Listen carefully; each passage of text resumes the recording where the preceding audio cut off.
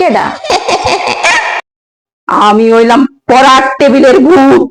কি কস? তোরে ডর দেখা বাড়াইছি, ডর। না অহন ডরান যাইতো না, পড়তে বইছে, অহন ডরাইলে আম্মা মারবো, অন্য সময় যা। আর আমারে দেখকে না ডরাইলে আমি তোর গার মটকায় দিমু, ডরা কইছি, ডরা।